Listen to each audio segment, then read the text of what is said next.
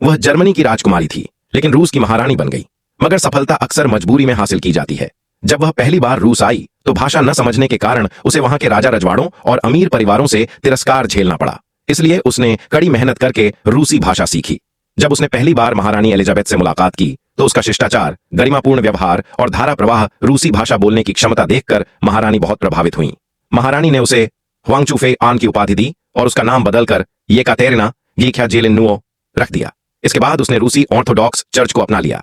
साल 1645 मैदान में वह राजकुमारी बनने की दौड़ में विजयी हुई और सिंहासन के उत्तराधिकारी पीटर तीनबान से विवाह किया। उसे लगा कि अब वह अपने राजकुमार के साथ सुखी जीवन बिताएगी, लेकिन किस्मत को कुछ और ही मंजूर था। पीटर तीनमास को उसमें कोई रुचि नहीं थी और स्वतः से एकातेरिना उपेक्षित रहने लगी। शादी के कई साल बाद भी वह अब तक कुंवारी थी। उसने अपने पति पौना पीटर का प्यार पाने की पूरी कोशिश की, लेकिन उसने उसे बेरुखी से धक्का दे दिया। पीटर तीसरा इस राजनीतिक विवाह को स्वीकार नहीं कर पाया और अपने मन की सारी कुंठाएं और गुस्सा महिलाओं पर निकालने लगा। जब उसे प्यार नहीं मिला तो उसने पूरी तरह से अपने कर्तव्यों और सत्ता पर ध्यान देना शुरू कर दिया। वह पीटर महान, पीटर द ग्रेट के आदर्शों का अध्ययन करने और उनका अनुकरण करने लगी। लेकिन यह खुशी ज्यादा दिनों तक नहीं टिक सकी, क्योंकि शादी के कई वर्षों के बाद भी उसका कोई उत्तराधिकारी नहीं था। इसलिए महारानी एलिजाबेथ ने उसे चेतावनी दी। महारानी की सख्त और गंभीर निगाहें देखकर येकातेरिना समझ गई कि